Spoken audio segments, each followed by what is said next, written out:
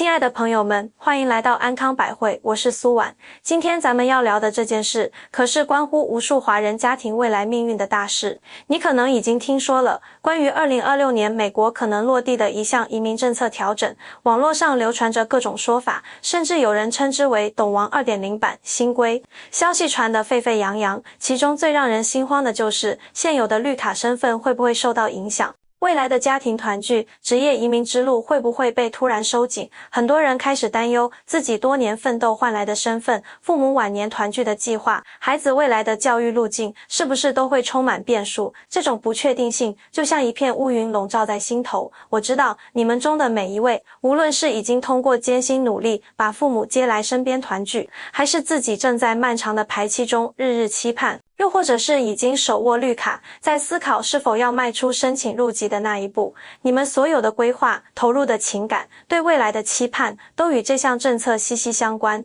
这种牵一发而动全身的感觉，我深深理解。所以，今天这期内容就是为你而来。我们不必被各种碎片化的传言带着走，也不需要盲目恐慌。我的任务就是把这些错综复杂的信息掰开、揉碎，抛开情绪化的渲染，只留下清晰、客观的脉络，给你讲得明明白白。我们会一起看看这些讨论的源头是什么，潜在的变化可能指向哪些方面，而其中哪些是确凿的动向，哪些又只是被过度解读的猜测。无论你处于移民旅程的哪个阶段，今天这些话都请你一定要仔细听进去，因为了解是应对一切变化的第一步。而清晰的认知能帮助我们做出最稳妥的决策，守护好我们珍视的家庭与未来。如果你觉得我说的有道理，不妨先在屏幕下方点个关注，这样就不会错过后续的深度分析和更新。好了，话不多说，我们直接上干货。咱们先说说这个政策是从哪来的，它可不是凭空掉下来的。这事儿得联系到2025年12月华盛顿发生的那起枪击案，凶手是个阿富汗移民。这件事之后，整个美国社会的舆论风向就变了，政府很快就把移民问题和国家安全紧紧绑在了一块。当时的特朗普政府就公开说了，难民带来的负担是社会出问题的头号原因，紧接着就放话，要砍掉所有给非美国公民的联邦福利和补贴。你听听这个口气，这就等于为2026年这个超级严格的新规铺好了所有的路，造足了声势。那么，这个新规到底厉害在哪呢？我跟你讲，它比2019年特朗普搞的那次公共负担政策可是狠了不止10倍。2019年那次主要还只是盯着那些正在申请绿卡的人，而2026年这个是第一次调转枪口，对准了已经拿着绿卡、需要延期的人，还有那些准备申请入籍的人。这不就是秋后算账吗？连以前的高级官员都说了，这种审查力度是前所未有的。这里咱们必须先搞清楚一个核心概念，啥叫公共负担？说白了，就是美国政府觉得你这个移民将来会不会长期靠着吃政府的福利过日子。如果他觉得你会，那就可以拒绝给你绿卡，或者不让你延期。以前这个标准很模糊，而且基本上只看你有没有领现金补助。但2026年这个新规可是把所有的口子都堵死了。根据他们发布的文件，以前不算是的那些非现金补助，比如咱们华人家庭最常接触的白卡，还有住房补贴什么的，现在全都拉进了黑名单。有专业的律师解读过，这意味着移民官算账的方式变了，他们会把你的医疗、住房、吃饭这几个方面一起算总账，只要有一个方面你依赖了政府资源，那就危险了。更让人后背发凉的是，这次他们可是有技术支持的。2025年底，美国的卫生部就和国土安全部、移民局这些部门打通了数据共享。你想啊，以前各部门信息不通，查起来还麻烦，现在好了，移民局通过大数据一对比，谁什么时候用了什么福利，用了多少钱，看得一清二楚，想瞒报门都没有。当然，这种做法因为涉及隐私，现在也有机构在起诉，最后会不会调整还不确定，但至少目前看，这个查账的通道已经打开了，咱们必须得正视。你可能会问，美国政府为啥要在这个时候下这么重的手？说到底，核心就一个字，钱。联邦政府在医疗补助上的开销太大了，已经快撑不住了。有报告显示，光2025年，联邦在 Medicaid 白卡上的支出就达到了6560亿美元。虽然疫情后各州都在收紧，但因为老人越来越多，医疗成本年年涨，估计到2035年，这笔钱要突破1万亿美元。这么大的财政压力下，特朗普政府就把矛头对准了移民福利。他们的逻辑就像个精明的房东，只想把房子租给那些能按时交租，还能帮忙修房子的优质租客。至于那些一进来就想占便宜，以后老了病了还得靠房东养的，不仅不欢迎，还要翻旧账把你请出去。这个逻辑在政策里直接量化成了标准。绿卡持有者如果在过去36个月里累计接受联邦医疗援助超过12个月，就可能被认定成无法独立生活。这条已经写进了审核细则，是移民官手里那把最重要的尺子。这个政策对我们华人家庭的冲击，那可真是太直接了。很多子女辛辛苦苦把父母接来美国，一看商业保险一个月要几百上千美金，实在负担不起。听了社区里一些人的说法，就给父母申请了白卡，觉得是个过渡，根本没意识到这可能会变成将来父母绿卡延期甚至被取消的定时炸弹。了解了这个大背景，咱们再聚焦到最要命的一个点，白卡。以前好多人都觉得白卡是政府给的福利，不拿白不拿。但我告诉你，2026年以后，这张卡搞不好会变成绿卡的催命符。这种风险一方面是政策变严了，另一方面也是咱们很多家庭对美国这套福利体系的认识有偏差，或者说被误导了。首先咱得明确 Medicaid 白卡本身是联邦和州政府合办的医疗计划，主要是给低收入美国人的，它也是美国长期护理、精神健康这些服务最大的支付方。但对于我们拿绿卡的人来说，参保资格限制非常严格，而且每个州的规定都不一样。比如咱们华人多的加州，绿卡人士要合法住满5年，或者符合特定条件才能申请全面的白卡。德州呢，把居住年限降到了3年。可是在实际操作里，很多社区中介或者所谓的好心人会故意隐瞒这些限制，就跟你说别人家老人都申请了，看病不花钱，政府的福利不用白不用。很多华人父母一听，既能不给儿女添经济负担，又能看好病，往往就高高兴兴地填了表。纽约就有一位张女士遇到过这种事，她2023年把父母接来，父亲有糖尿病，商业保险1个月800多美金，中介说可以办白卡，她就办了。这2年父亲靠白卡拿药检查，算下来省了快2万美金，他一直觉得挺划算，直到2025年底风声越来越紧，他才开始慌，赶紧去查父亲的白卡使用记录，结果发现累计使用都快20个月了，远远超过了12个月的红线。像张女士家这种情况，将来面临的可能就是天价医疗费的补缴单，再加上绿卡被拒的双重打击。美国的医疗费用有多夸张？我查了资料，高血压患者1年常规看病吃药大概要3200美元，糖尿病患者要5800美元，普通心脏问题住2-3天院，平均费用15600美元。要是做个微创手术，直接奔着5万美元以上去了。这些钱白卡要是给爆了，一旦被移民局认定成不当使用福利，那你就得按市场价全额补缴。更严重的是，这个公共负担的认定会直接导致绿卡延期或入籍申请被拒，甚至可能启动递解程序。2019年政策收紧时就有过先例，一位华人女士因为母亲用白卡做了白内障手术，在申请绿卡延期时被要求补缴8700美元医疗费，不然就递解，最后没办法卖了首饰才凑够钱。而2026年的新规执行力度只会更大，因为它会翻旧账。不管你是3年前用的，还是现在正在用，只要在审查的时间范围内，统统都算数。可能有人想，大不了就回国嘛。但你要知道，被递解出境留下的记录，长期影响远超你的想象。根据美国法律，因为公共负担被驱逐的人，会被列入一个几乎永久不得入境的名单。以后你想再申请探亲签证、旅游签证，或者再办绿卡，都会因为这个记录被优先拒签。这对一个家庭意味着什么？可能是父母被迫分离，比如父亲绿卡还有效留在美国，母亲被递解后就再也无法入境团聚。更现实的是，很多依赖白卡的老人都有慢性病，回国后医疗条件不一样，身边也可能没人照顾，子女夹在中间，一边是可能几十万的补缴款，一边是父母的健康和无法割舍的亲情，那真是左右为难。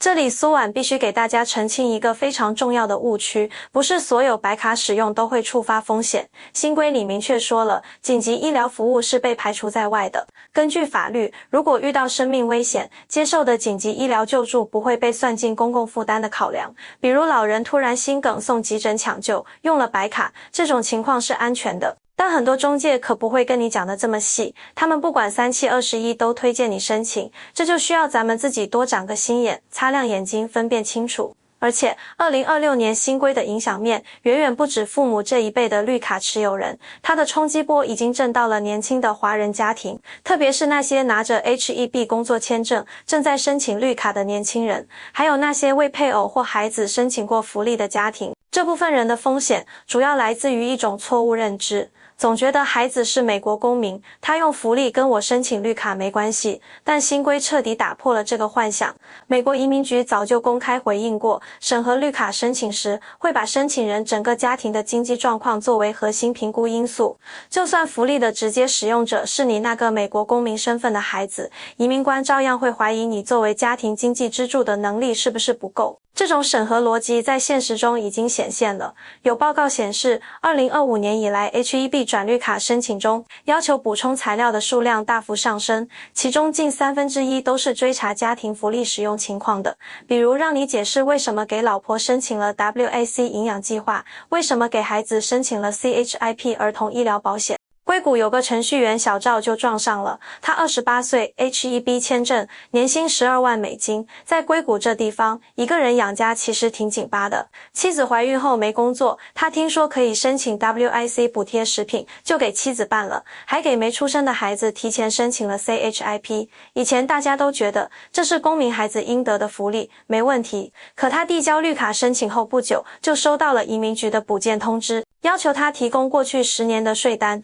解释大额银行转账，还要额外证明资产，理由就是家庭经济状况看起来不足以支撑抚养责任。小赵这才吓坏了，赶紧去找律师。律师告诉他，按照新规的趋势，移民局就是在用这种方式筛查潜在的可能成为公共负担的人，就算福利是孩子用的，也会被当作你经济能力不足的证据。年轻群体还面临一个隐性风险，就是审核拖延带来的政策变数。现在美国移民政策变得特别快，绿卡申请的平均处理时间已经从2023年的8个月拉长到了2025年的14个月。如果你因为福利问题被要求补材料，审理周期可能再拖上大半年甚至1年。在这漫长的时间里，政策很可能又变了，比如进一步降低收入门槛，或者扩大审查范围。到时候你之前交的材料可能就不符合新要求了，申请可能直接被拒。这种风险在需要联合担保的情况下就更突出了。很多年轻申请人自己的收入刚够担保标准2025年大概是贫困线的 125%， 这就需要找亲戚朋友做联合担保人。但新规对联合担保人的要求也升级了，不仅要提供过去3年的完税记录，还要证明即使申请人违约，他自己的收入也够维持家庭生活。数据显示，2025年联合担保申请的通过率已经大幅下降。很多收入不错的亲友一听要承担连带责任，还可能被查税，都不敢轻易帮忙了。洛杉矶的李女士想给父母办绿卡，自己收入刚达标，找年薪50万美元的表姐做联合担保。表姐一听这些风险，直接拒绝了，说不想因为亲戚的事影响自己。讲了这么多风险，大家千万别慌。业内资深的移民律师结合最新动态，总结出了几招实操性很强的排雷指南。这些方法都是经过真实案例验证的，完全符合移民局的审核逻辑。只要你照着做，就能最大程度的保护自己和家人。第一招可以说是壮士断腕，核心就是立刻止损。如果你或你的家人现在正在使用白卡，而且不是那种不做就会危及生命的紧急情况，苏婉建议你马上停掉。这里说的停用不是说不去看病了，而是要分清非紧急医疗和必要医疗的界限。像高血压、糖尿病的常规配药和复查，或者白内障手术、牙科治疗这些非紧急项目，必须立刻停止用白卡支付。而像癌症治疗、急性心梗抢救这类可能危及生命的，属于必要医疗，可以继续用，一般不会影响申请。律师解释过，移民官审核时会看时间点，如果在政策风声已经很紧的2025年底之后，你能主动停止使用福利，这本身就是在向移民局展示一种态度，你有意愿，也有能力摆脱对政府的依赖。千万别为了省每个月几十几百美元的药费、检查费，去赌那张无价的绿卡，这笔账一定要算清。第二招是很多人都会忽略的必杀技，书面退保，立字为据。你可千万别以为我不去医院刷卡就等于停用白卡了，这是个天大的误解。只要你的名字还在福利局的系统里处于激活状态，系统就默认你还在享受福利，那个36个月的计时器就一直在走。所以你必须亲自去办正式的注销手续，不能怕麻烦。正确流程分3步的一步，要么亲自跑一趟当地福利办公室，要么写一封正式的挂号信，清清楚楚写明本人自愿放弃 Medicaid 福利，请求关闭账户，并签上名，附上绿卡复印件。第2步也是最关键的一步，一定要拿到福利局给你的书面回执，上面必须有账户注销的具体时间和经办人信息，没这个回执等于没办。第3步，把注销申请信的复印件、回执单、身份文件像宝贝一样保管好，最好电子版、纸质版都存好。将来绿卡面试时，这些都是你主动注销的铁证。之前就有成功案例，申请人因为及时办理了书面注销，在移民局质疑时提交材料，最终顺利过关。要注意，各州注销流程不同，有的州要当面办，有的可以线上操作，但无论如何，拿到书面凭证是核心。第3招就是主动秀肌肉，给移民官吃一颗定心丸。